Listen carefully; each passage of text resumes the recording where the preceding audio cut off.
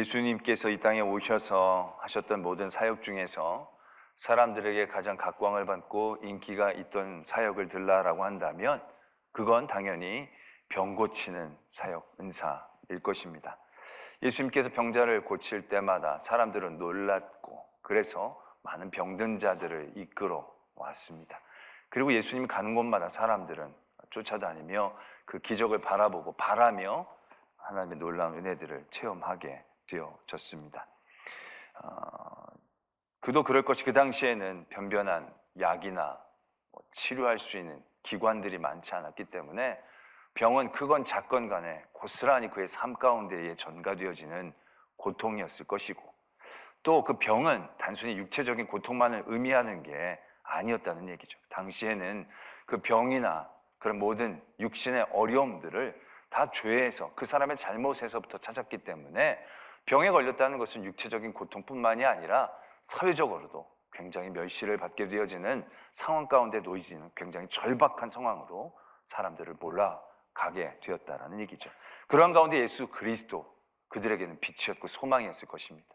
병을 고친다는 소문이 그들에게 들리자마자 그들은 먼 길을 마다 않고 예수 그리스도를 찾았고 쫓아다녔다는 것이죠. 그래서 예수님 가는 곳마다 사람들은 모여들었다라는 것입니다. 옛날만 그랬던 것은 아니죠. 지금도 많이 의술이 발달을 하고 약도 좋아졌다라고 하지만 여전히 이 땅 가운데에서 이유를 알지 못하는 많은 병의 고통들도 있고 또 난치, 불치의 병들도 많이 있기 때문에 요즘도 곳곳 병 고침의 사역과 은사가 있는 곳에 사람들이 몰리는 것들을 우리는 발견하게 되어진다는 것이죠. 그렇기 때문에 많은 목회자들은 예수 그리스도의 사역 가운데 이 병 고침의 은사 굉장히 부러워하고 바라게 되어진다는 거죠. 우리는 병에 걸리면 무조건 병은 고쳐야 되는 대상으로 인식이 되죠. 왜? 고통스러우니까, 너무 힘드니까.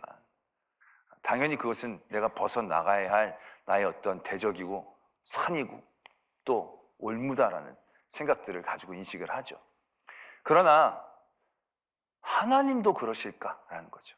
우리는 병 그러면 꼭 이겨내고 낫는 대상으로 바라보지만 하나님도 병을 그렇게 이해를 하고 우리에게 주시는 걸까? 이 병 주시면 이거 꼭 나아야 되는 거야 하면서 주시는 걸까? 라는 생각들을 해보게 된다는 거죠. 열왕기사에 보면 여로보암이라는 왕이 나옵니다. 여로보암 왕은 북이스라엘의 첫 번째 왕입니다. 그러니까 솔로몬이 죽고 솔로몬의 아들 르호보암이 왕이 됐는데 이 르호보암이 좀 사람이 부족해서 나라가 갈라지게 됩니다. 그리고 북이스라엘의 첫 번째 왕으로 하나님께서 여로보암을 세워주십니다. 근데 여로보암이 왕이 돼가지고 타락하기 시작합니다. 그래서 정말 하나님께서 세워주셨는데도 불구하고 사람들이 다 예루살렘으로 내려가면 나중에 자기가 위협받을까봐 예루살렘에 가지 않아도 되도록 베델과 단에 자기가 직접 신전을 세웁니다. 그리고 자기가 제사장을 세우고 예루살렘까지 가지 말고 여기서 제사를 하라고 굉장한 영적인 타락, 하나님이 제일 싫어하시는 일을 이 여로보암이 저지르게 됩니다. 그런 가운데 하나님께서 그 여로보암의 아들 아비야가 병들어 죽게 하십니다. 죄는 여로보암이 지었거든요. 근데 여로보암이 병에 걸린 게 아니고 그 아들 아비야가 병에 걸려 죽게 되어진 것입니다. 그래서 여로보암이 그 아내에게 자기에게 왕이 될 거라고 예언했던 선지자 아이야를 찾아가라고 얘기합니다. 그래서 이 아이가 어떻게 될지 한번 꼭 좀 알아보라고 그렇게 얘기를 하고 이 여로보암의 부인이 변장을 하고 가죠. 그때 이 아이야 선지자는 이미 다 알고 있습니다. 그러면서 쭉 그 여로보암 가문에 있을 여러 저주에 대해서 선포하시죠. 그리고 나서 이렇게 얘기를 하는 대목이 나옵니다. 14장 13절에 보면 온 이스라엘이 그를 위하여 슬퍼하며 장사하려니와 이 그는 아비야 그 아들입니다.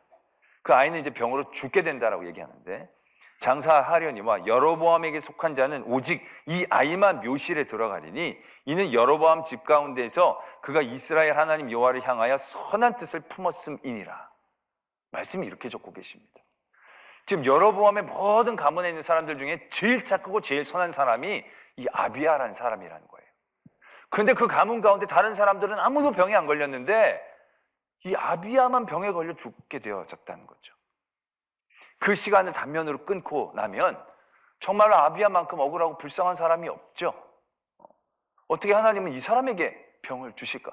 여로보암이 죽을 병에 걸려 죽어야지. 다른 사람들이 병에 걸려 죽어야지. 왜 제일 착한 사람이 병에 걸려? 왜 제일 착한 사람에게 이렇게 고통을 주시는 거야? 이렇게 생각할 수밖에 없죠. 그러나 하나님의 계획과 섭리는 어떻습니까? 다른 여로보암의 가문들은요, 다 객사하는 거예요. 다 제대로 묻혀지지도 못하는 그런 종말을 맞이하는 거예요. 길게 살고 건강하게 사는 게 중요한 게 아니었다는 거예요. 하나님이 어떻게 사랑하시느냐는 방법은 우리가 생각한 것과 좀 다르다는 거예요.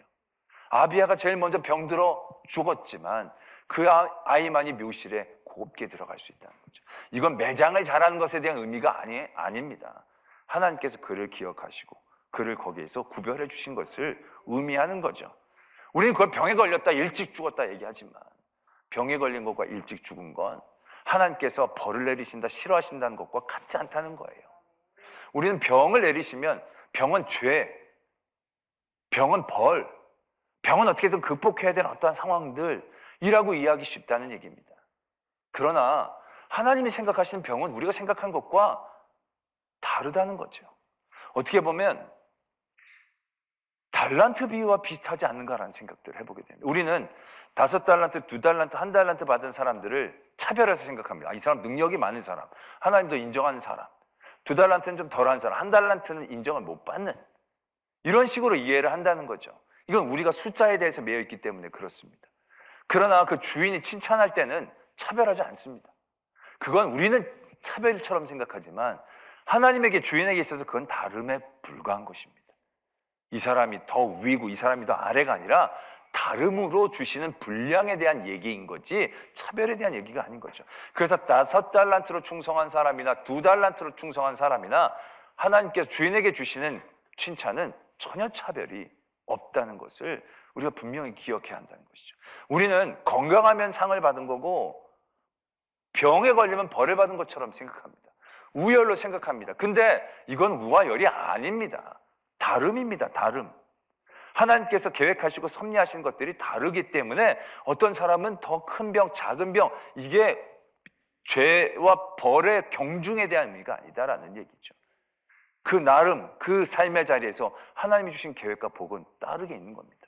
아비야가 제일 먼저 죽었지만 제일 의로운 사람이라는 거예요. 제일 고통스러워했지만 그 당시에는 제일 의로운 사람이었다는 거예요.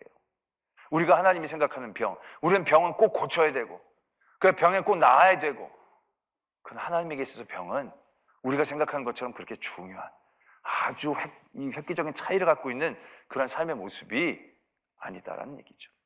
여러분, 건강하면 복 받은 것입니까? 나쁜 사람 중에서도 건강 철철 넘친 사람이 얼마나 많은데, 병에 걸리면 벌 받은 겁니까? 아니죠. 사도 바울, 그렇게 하나님 앞에 충성했던 사람이 어디 있겠습니까? 근데 그가 얼마나 심각한 병에 걸려 있었습니까? 우리는 오래 살면 복이고 짧게 살면 벌이라고 생각하지요. 근데 여러분, 창세기에서 여러 하나님의 사람들 중에 가장 하나님이 기뻐하시고 좋아했던 사람을 들라고 얘기하면 에녹입니다. 근데 에녹의 수명은 그 당시 다른 사람들에 비해 반보다도 되질 않습니다. 아니, 그렇게 좋아하시면 더 오래 살게 하시다가 데리고 올라가셔도 되는데, 솔직히 하나님 앞에 있어서 몇백 년은 큰 의미가 없지 않습니까? 그냥 빨리 데려가시고 또 좀 약하게 살다가 데려가시고, 그게 우리가 생각하는 것처럼 은혜의 차이를 의미하는 게 아니다라는 겁니다. 그렇다면 우리는 어떻게든 길게 오래 건강하게 살아야 되겠죠. 그러나 하나님, 나면서도 데려가시는 분들도 있어요. 짧게 살다가 데려가는 분들도 있어요. 살면서도 너무 고통스럽게 병 가운데 있는 분들도 있어요. 하나님 사랑하지 않는가? 하나님 버리시는가? 그런 구조가 아니다라는 것입니다.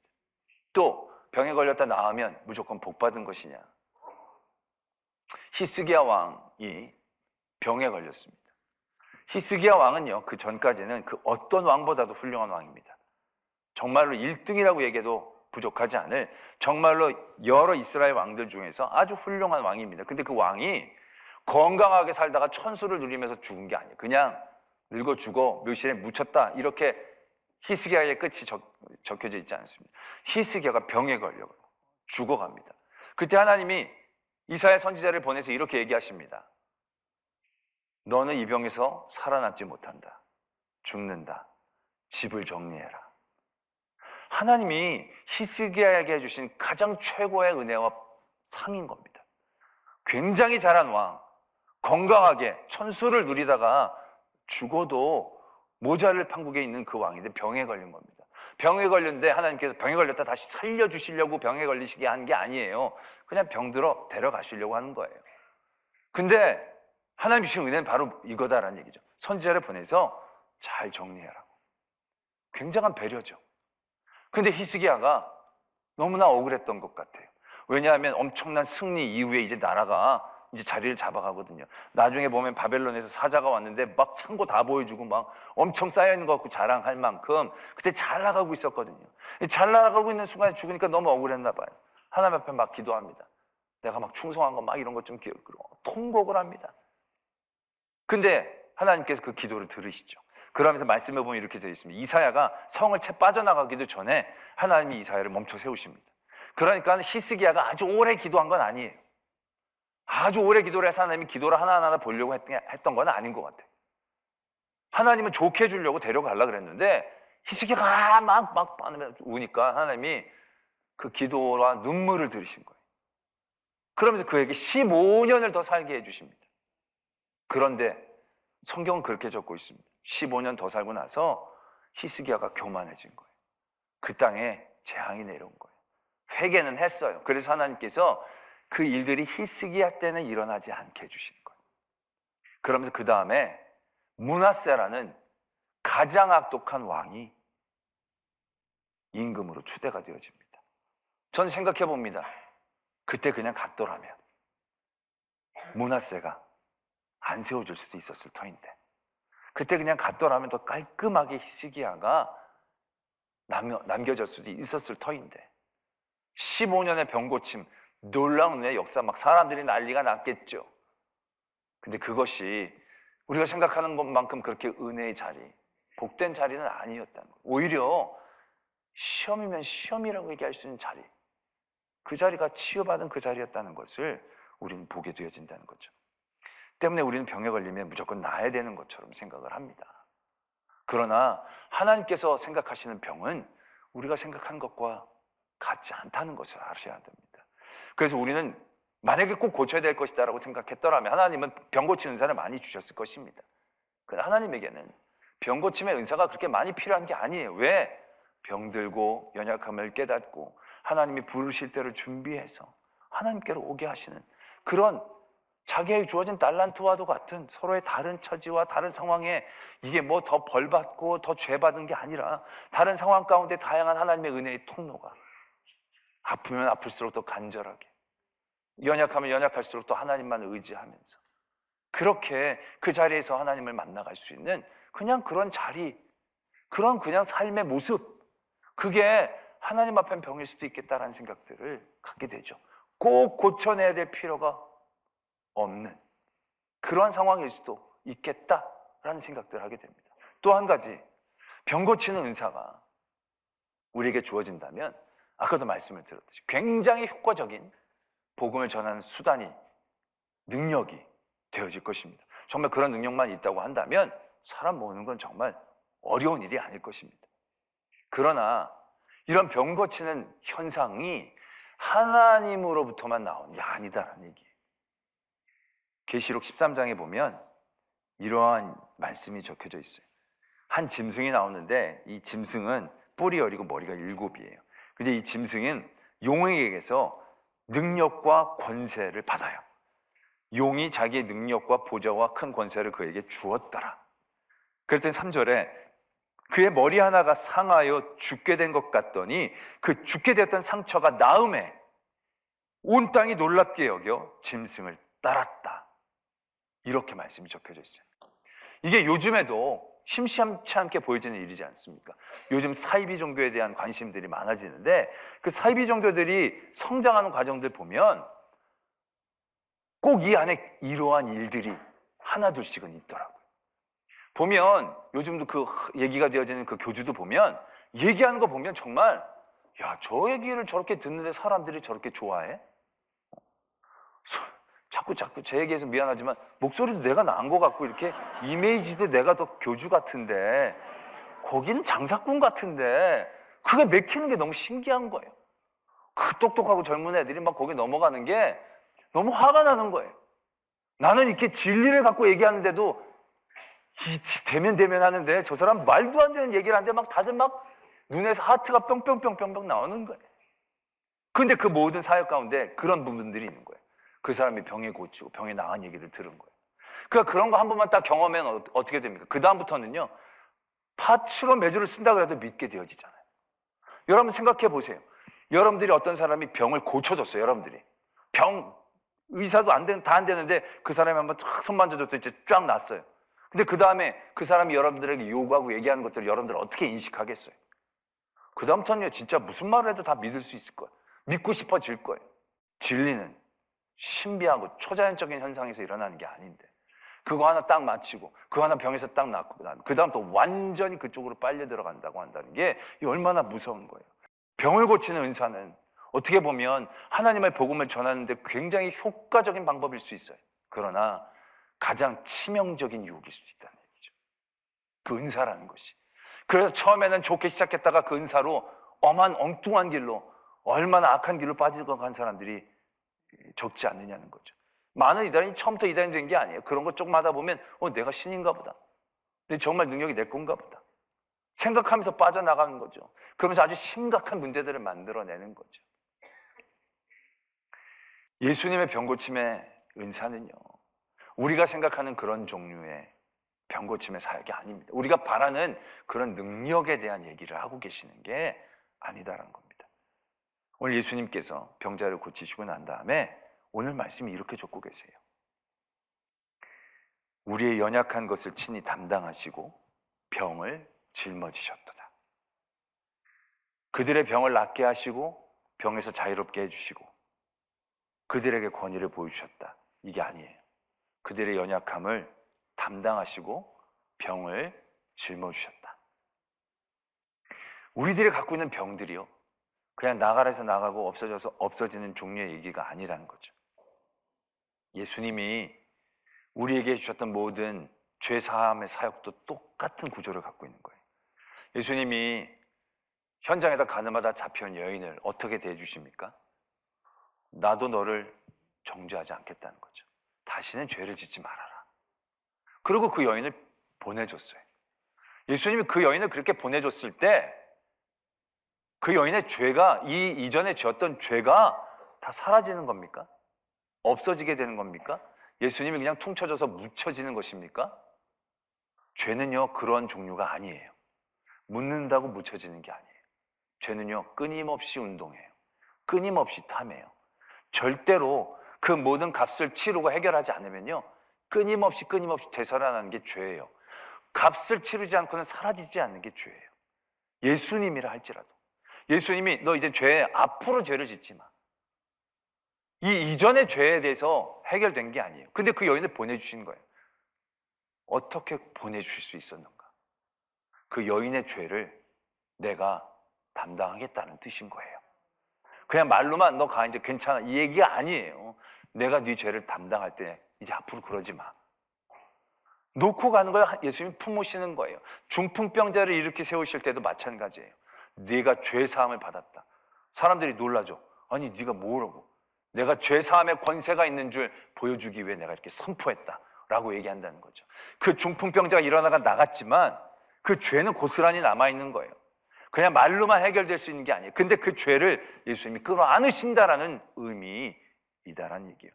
예수님이 하나님에게 권세를 받으셨어요. 하나님의 아들이라는 권위를 받으셨어요. 근데 그 권세와 권위가 할 수 있는 건요, 죄에 대한 심판이에요. 이거 죄다, 아니다, 의인이다, 악인이다. 심판하실 수 있는 권세는 받을 수 있어요. 그러나 죄를 사하실 수 있는 권세는요, 만들어내는 게 아니에요.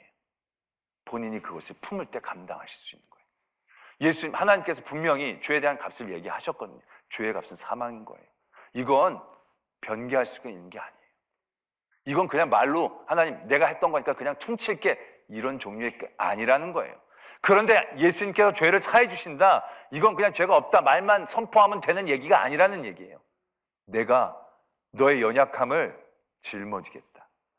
내가 너의 병을 담당하겠다 라는 것과 똑같은 거예요. 예수님께서 지금 많은 병든 자들을 고치실 때 이걸 우리가 그림으로 형상으로 이해하면 이렇게 이해하면 될 거예요. 자기의 수명을 떼내서 그 사람에게 더 주는 거예요. 자기의 호흡을 떼내서 그 사람에게 주는 거예요. 그냥 막 얘기한다고 생겨내는 종류가 아니라 자기의 것을 그에게 주시는 거예요. 그의 병을 자기가 받고 고통을 당하시는 그러한 구조, 그러한 구조가 예수님의 치유하심의 사역의 모습이다라는 것을 우리가 분명히 깨달아야 한다는 것이죠. 때문에 이걸 우리가 막 부러워하고 바라야 될 그런 종류의 얘기가 아닌 거예요. 이걸 부러워하기엔 굉장히 우리에게 있어서는 감당하지 못할 굉장한 대가를 치러야 되는 사역이 될 수 있다는 것을 분명히 알아야 된다는 거죠. 그러면서 우리가 다시금 깨닫게 되어지는 것이 있습니다. 그것이 바로 무엇이냐면 결국 예수님께서 많은 병자를 고치시면서 사람들에게 인기를 받으시고 끌어모으시고 뭔가 말할 수 있는 장을 만들어내셨어요. 그러나 그 능력으로 병을 고쳐진 걸로 근본적으로 바뀌어진 것은 그리 많지 않다는 거예요. 보지 못한 사람들이 봤어요. 굉장한 은혜죠. 그러나 그는 본 것 때문에 더 많은 유혹 가운데 빠지게 될 수도 있어요. 앉았던 사람이 서서 뛰어다니게 됐어요. 너무 놀라운 은혜죠. 하나님의 서서 찬양할 수 있는 은혜를 받았지만 그 힘을 얻은 다리가 늘 찬양하고 제사 드리는 곳에만 향하게 됐겠습니까? 늘 그는 미혹되기 쉬웠을 거예요. 죽은 사람을 다시 살리셨어요. 근데 그 사람이 영원히 죽지 않고 끝까지 살아남았겠습니까? 아니요, 그 사람은 또 병들어 죽었을 것이에요. 예수님이 병을 고치시고 인간의 부족한 부분을 해결하시는 능력으로 그들을 이렇게 세웠지만 그건 굉장히 일시적인 현상과 사건일 뿐이에요. 예수님이 정말로 그들의 병을 고치시려고 했다면 그건 굉장히 한시적인 영향만을 미쳤을 거예요. 그러나 예수님의 사역은 병을 고치시는 사역이 아니에요. 그들의 고통을 담당하시는 사역이죠. 능력을 과시하는 사역이 아니에요. 그들을 공감하시는 헌신의 사역이었다라는 얘기죠. 그래서 예수님은요, 병을 고치시면서 절대로 그걸 자랑하거나 얘기하게 하시지 않아요. 얘기하지 말라고, 나타내지 말라고 얘기하세요. 왜? 자기를 나타낸 사역이 아니니까요. 예수님은 자기의 능력을 과시하려고 치유하신 게 아니거든요. 예수님은 희생하시려고 치유하신 거거든요. 헌신하시려고 치유하신 거거든요. 자기의 능력을 자랑하려고 한 게 아니라 자기 생명을 주시려고 치유하신 거예요. 완전히 우리가 생각하고 바라는 그 능력과는 다른 종류라는 거죠. 하나님의 역사를 이루는 능력은요, 거기에서 일어나는 거예요. 근본적인 치유의 사역과 역사는 병을 고치는 능력에서 시작한 게 아니라 우리를 위해 희생하시고 헌신하시고 사랑하시는 거기에서부터 이루어진 거죠. 예수 그리스도의 능력이 우리를 살린 게 아니고 예수 그리스도의 보혈의 피가 우리를 살린 거예요. 그래서 우리 성도들이 이 세상을 살아가면서 주님이 주신 복음의 은혜와 능력으로 하나님의 일들을 감당하려고 할 때 바라고 원하는 능력 또한 예수님의 능력을 닮아가야 되는 거예요. 우리 한국교회가 지금 능력이 부족해서 전도가 안 됩니까? 성령의 역사가 없어서 전도가 안 됩니까? 그건 아닌 것 같아요. 지금도 성령의 역사는 곳곳에서 계속됩니다. 교회에 하나님의 많은 능력을 주셨습니다. 능력이 부족해서가 아닙니다. 그 능력의 방향성이 잘못됐기 때문이라는 거죠. 능력을 발휘하는 게 아니라 능력 가운데 희생하고 헌신하고 사랑하려는 방향이 진정한 치유의 역사를 이루어낸다는 것을 우리가 분명히 깨달아야 한다는 것이죠. 엄청나고 대단한 걸 희생하고 헌신하라는 얘기 아닙니다. 우리가 능력을 얻어 뭘 하려는 생각을 하는 게 아니라 내 자리에서 조금 뭘 내놓고 조금 더 내가 공감하고 조금 더 함께 짊어지려는 그러한 방향 가운데에서 그리스도의 사역을 시작해야 한다는 거죠. 난 능력이 없어서 못해요. 이 말이 통하지 않는다는 겁니다. 나는 1달란트밖에 없어서 못해요. 이게 아니라는 겁니다. 1달란트가 아니라 0.5달란트가 있어도요, 희생과 헌신은 우리가 모두가 할 수 있는 겁니다. 공감하고 함께 짊어지고 위로해 줄 수 있는 건 우리가 다 할 수 있는 거죠. 결국 그러한 사역의 방향이 예수 그리스도의 능력이 되어진다는 것을 오늘 우리는 분명히 깨닫게 되어진다는 것이죠. 우리의 연약한 것을 친히 담당하시고 병을 대신 짊어지시는 예수 그리스도의 치유의 사역의 의미, 그 의미를 오늘 우리가 복음을 전하고 주시는 은혜를 은혜되게 하는 모든 사역 가운데에서 적용하고 사용하고 또한 깨닫게 되어지는 역사가 있기를 소망합니다.